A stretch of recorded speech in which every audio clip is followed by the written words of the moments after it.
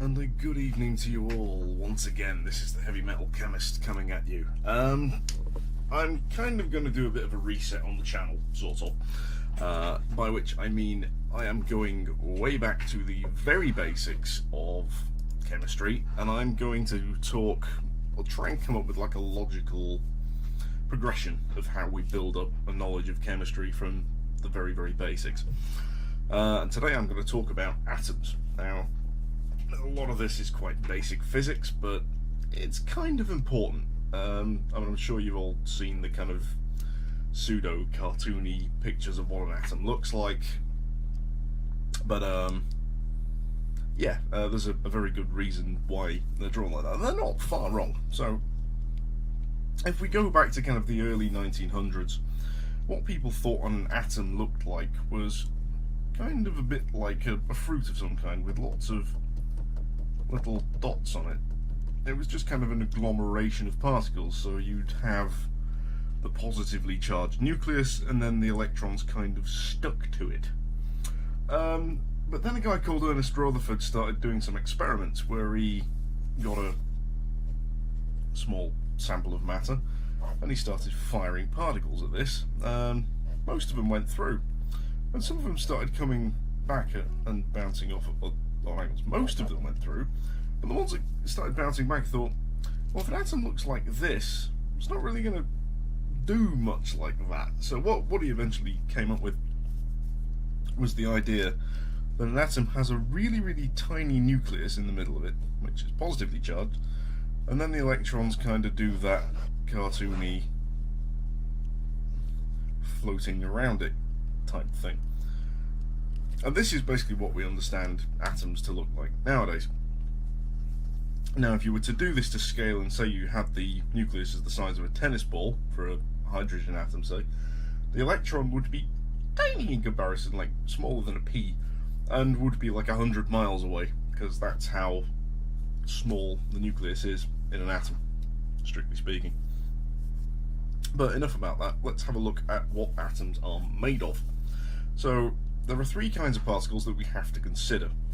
We are going to have, I'm going to draw a circle with a plus in. This is our proton, which is because positively charged. These are in the nucleus. The other thing we have are neutrons, which are neutrally charged. And then I'm going to go a tiny little dot with a minus sign next to it for our electrons. Now, generally an atom is made up of a mix of these. I'm going to go through some examples in a bit. And these things have known weights on their own. So we know how heavy an electron is, we know how heavy a proton is, we know how heavy a neutron is. Now, a proton is 1.672 times 10 to the power of minus 27 kilograms, so there's not a lot of weight there. A neutron is 1.675 times 10 to the minus 27 kilograms, so it's a bit heavier, and there's a reason for this. I'll come on to this in a moment. And an electron is 9.109 times 10 to the power of minus 31 kilograms. So an electron is around about 1/2000th of a proton,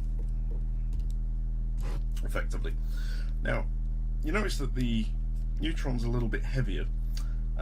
This is because effectively, in some kind of really weird situations, you can effectively go proton plus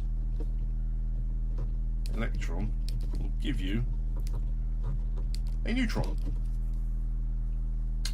This doesn't happen very often, mainly in outer space in neutron stars, where matter gets squished together and stops being atoms and starts becoming neutrons, which are really, really weird on their own.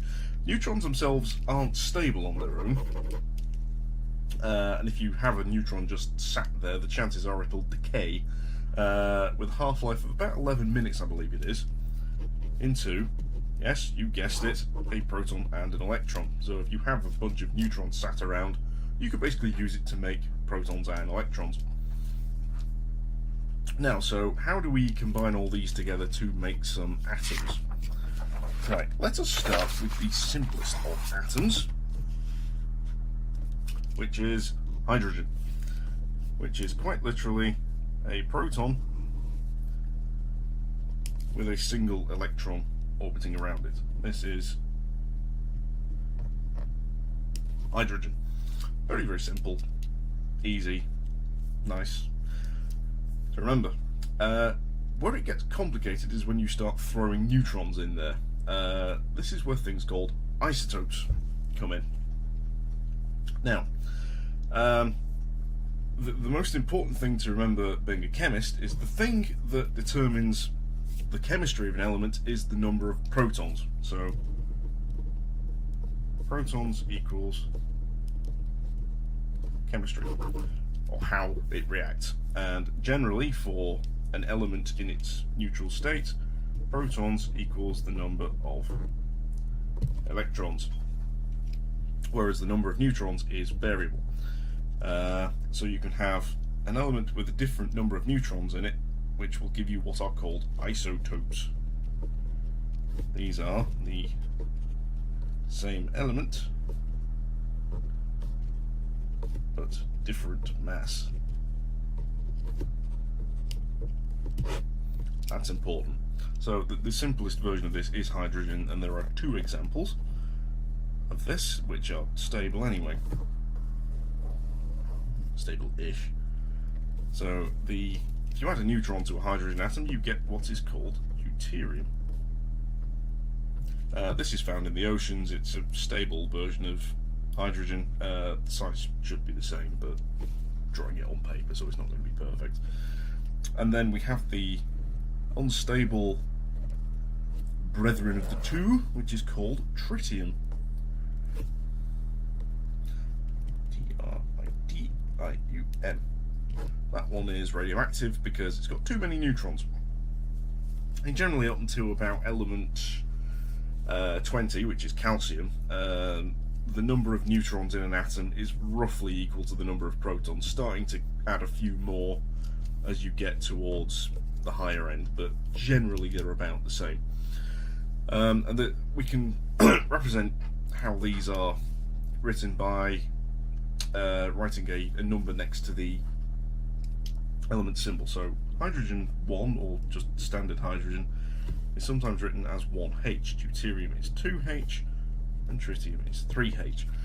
This is because it's telling you how many things, protons and neutrons, are in the nucleus, whereas the H is telling you that it has one proton because it's hydrogen. Now, demonstrate a few more complicated atoms perhaps. The same is true of helium, which has two very, very similar but yet very different isotopes.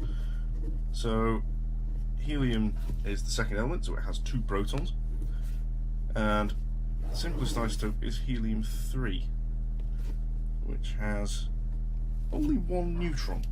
Now this is unusual because it's the only element other than hydrogen that has fewer neutrons than it does protons in its nucleus, and that's 3He, and then we have 4He, which is, as you can probably guess, 2 protons, 2 neutrons, and 2 electrons, as so.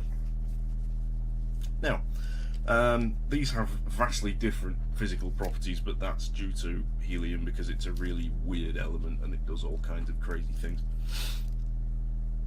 But I hope that's given you an idea of isotopes. So the elements is defined by the number of protons, which will determine how your atom acts chemically. The number of neutrons just changes a bit of the physical properties of the things, and the number of electrons is generally equal to the number of protons, but it's the electrons that do the chemistry, not the protons, but the protons determine how many electrons there are, and thus how the chemistry happens. I hope that makes sense. And then we can come to how you write these things on the periodic table. So if we draw a little box, imagine this is one of the little entries in the periodic table. Let's give an example of carbon. So there we have the symbol in the middle. That's the atomic number. equal to the number of protons, because carbon is the 6th element in the periodic table. You might see the name written there. And then underneath this you will see a number written, for example 12.011. Now, a few years back, if we go back a lot of years, we defined what's called the atomic mass unit. This is roughly the equivalent to the mass of a proton or a neutron. It was defined as the mass of a hydrogen atom. But then, sorry, hydrogen nucleus, not hydrogen atom. But then we changed things a little bit and redefined it to be the mass of a carbon-12 nucleus. Now, you might be wondering then, where's this 0.11 coming from? This number is the atomic mass, so it's the mass of an atom, but as an average of the naturally occurring isotopes. If I draw a little thing up here, this is because carbon has two stable isotopes, which are 12C and 13C, of which that is about 99%, that's about 1%. There is also carbon-14, which is radioactive. That's the element used in carbon dating because it decays, and you can tell how old something is by looking at the ratios between the isotopes. So that's a very, very basic introduction to what atoms are, basically. I hope it's given you an understanding of the rough structure of an atom, not to scale with these diagrams, of course. But beyond that, it's a fairly simple topic, and we will be building upon this immensely over the next few lectures, as and when I put these kind of longer pieces together. I'll be doing little tidbits of information in the meantime, but this is going to be the first in a series of bigger things, hopefully. So I hope you've enjoyed this. If you have any questions, please do leave a comment in the comments section below. I will respond to any requests people have if you either want to drop me a message or a comment. Please do like the video, share it among your colleagues, and thanks for watching. Subscribe to the channel, and good night.